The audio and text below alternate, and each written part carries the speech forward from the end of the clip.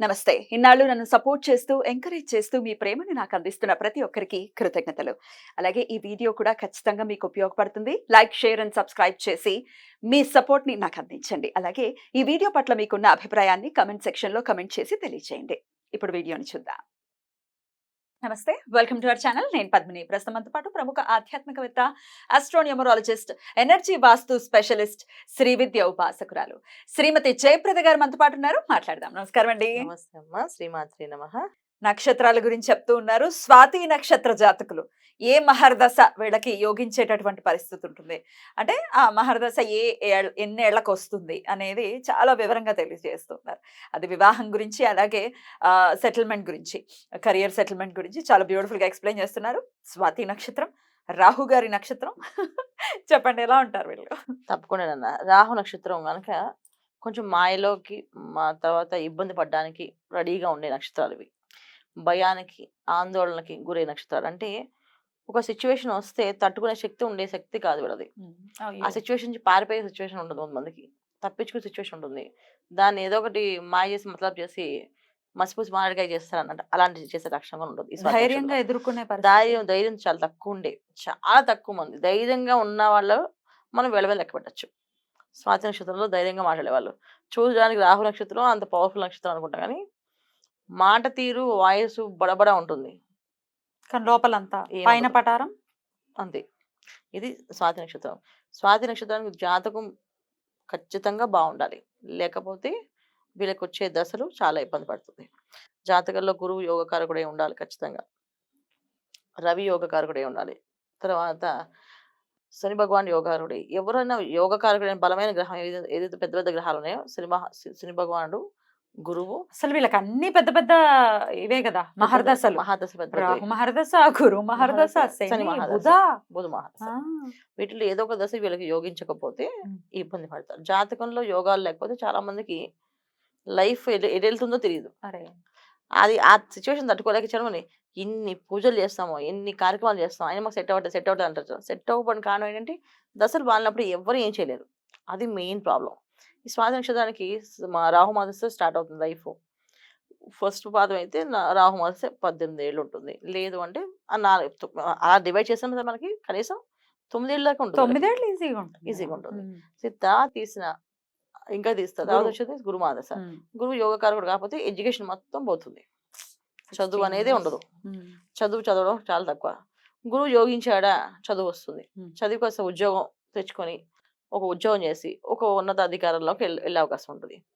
లేకపోతే శని మహాదశ. శని మహాదశ యోగించిన ఒక గవర్నమెంట్ జాబ్స్ లో పెద్ద పెద్ద ఆఫీసర్స్ వాళ్ళ వచ్చి ఆయన ఉద్యోగం చేసి సంతకం పెట్టి వెళ్ళిపోయే ఉద్యోగాలన్నీ శని మహాదశ యోగిస్తేనే రావచ్చు స్వాతి నక్షత్రానికి.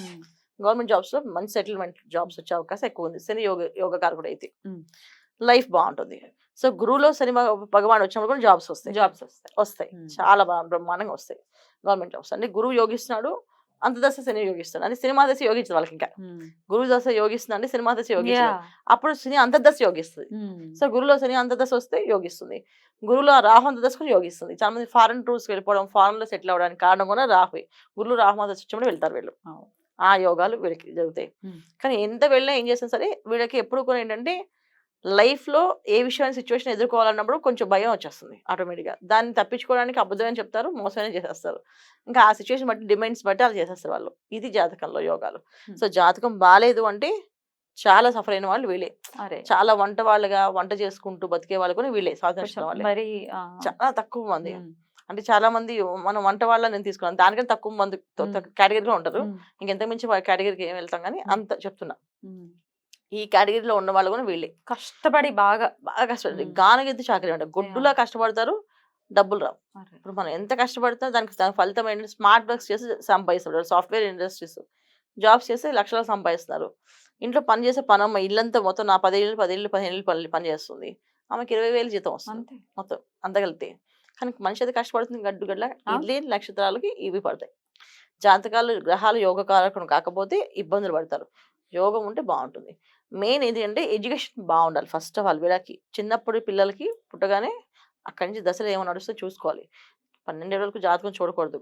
అది వేరే విషయం. మ్మ్. జాతక చక్రం వేయకూడదు. వేయకూడదు. ఒక ఆరోగ్యానికి సంబంధించి చూసుకోవాలి. చూసుకోవచ్చు కదా. చూసుకోవచ్చు. మ్మ్. జాతకం చూసుకోవచ్చు. చక్రం వేయనీరు. మ్మ్. మనం పూర్వం చక్రం వేసేవాళ్ళు కాదు. ఎందుకు వేయకూడదు అంటే ఆ చక్రం ఎక్కడ పెడతాం తీసుకెళ్ళి, మ్మ్. ఎక్కడ పడితే అక్కడ పెడుతుంటాం. అలా పెట్టకూడదు. గ్రహాలన్నీ కొంచెం దేవుడి రూమ్‌లో ఒక మందిరంలో పెట్టాలి. ఇవాళ దేవుడి మందిరాలు అన్ని చిన్న బాక్సుల్లో వచ్చాయి దేవుడి మందిరాలు. ఇంకా ఆ ప్లేస్‌లో దేవుడిని పెట్టడమే ప్లేస్ చిన్నగా. మ్మ్. ఇంక ఈ ఇవి ఎక్కడ పత్రాలు పెడతాం? ఏం పెడతారు?